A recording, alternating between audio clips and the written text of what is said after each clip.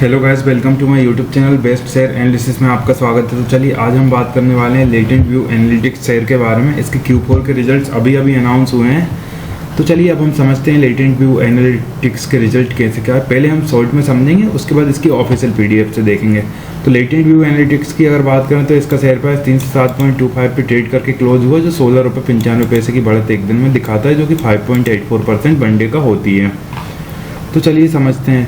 तो ये न्यूज़ आई हुई है यहाँ केवल शॉर्ट में। लेटेंट व्यू का Q4 प्रॉफिट जो है डिक्लाइंड हुआ है 1% ईयर ऑन ईयर और ये 52.8 करोड़ रहा है।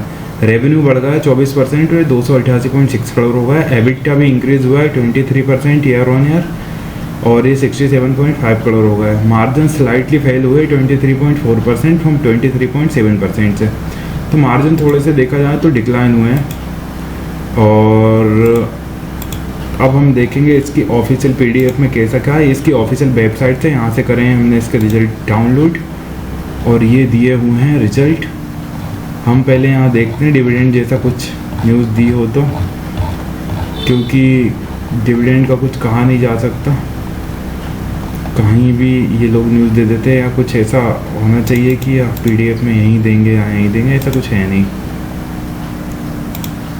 तो ये जो डेटा ये लोग दिखा रहे हैं ये इसमें है, ये मिलियंस में है।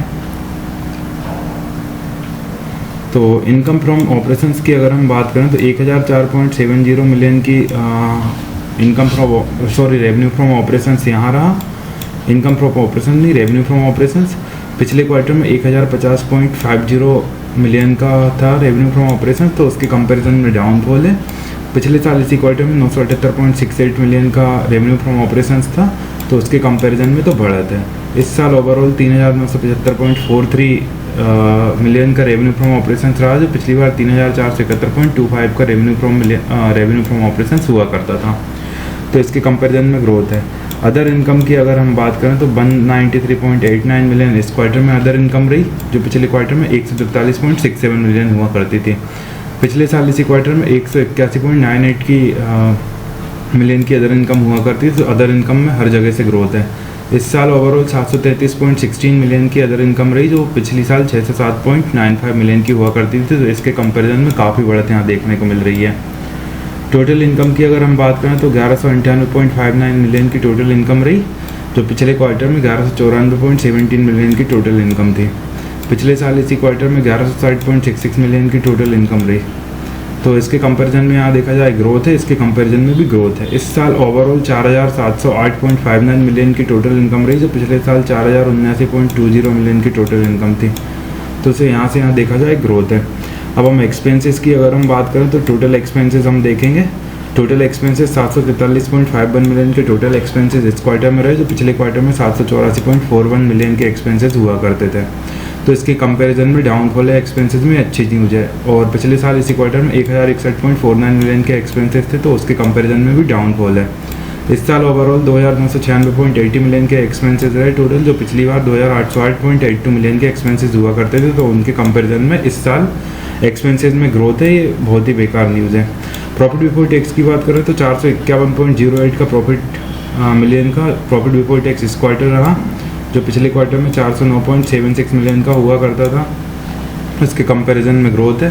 पिछले साल इसी क्वार्टर में 99.17 मिलियन का प्रॉफिट बिफोर टैक्स था और इस साल देखा जाए तो 1711.79 मिलियन का प्रॉफिट बिफोर टैक्स इस साल रहा, तो पिछले साल 1270.38 मिलियन का हुआ करता था। तो यहाँ से यहाँ देखा जाए तो ग्रोथ है प्रॉफिट बिफोर टैक्स में। अगर प्रॉफिट लॉस की बात करें यानी नेट प्रॉफिट टैक्स देने के बाद 349.56 मिलियन का यहाँ पे इस क्वार्टर में प्रॉफिट रहा, जो पिछले क्वार्टर में 310.14 मिलियन का था। तो यहाँ से यहाँ ग्रोथ है।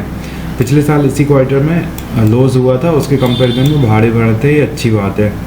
और यहाँ पे देखा जाए तो इस साल ओवरऑल 1294.50 मिलियन का प्रॉफिट रहा, जो पिछली बार 825.79 मिलियन का प्रॉफिट हुआ करता था। तो इसके कंपैरिजन में देखा जाए तो ग्रोथ है। अब हम EPS की बात करें तो 1.69 का EPS इस क्वार्टर में रहा, जो पिछले क्वार्टर में 1.50 का था। तो यहाँ से यहाँ ग्रोथ है। और पिछले साल इसी क्वार्टर में नेगेटिव था EPS। इस साल ओवरऑल 6.26 का EPS रहा, जो पिछली बार 4.01 का EPS हुआ करता था। तो ईयरली बेसिस पे EPS में थोड़ी सी डाउनफॉल देखने को मिल रही है। तो देखते हैं डिविडेंड से रिलेटेड कुछ न्यूज़ दी हो तो। क्योंकि ढूंढना थोड़ा सा टफ है यहाँ पे गाइस, दी भी होगी कि नहीं पता। और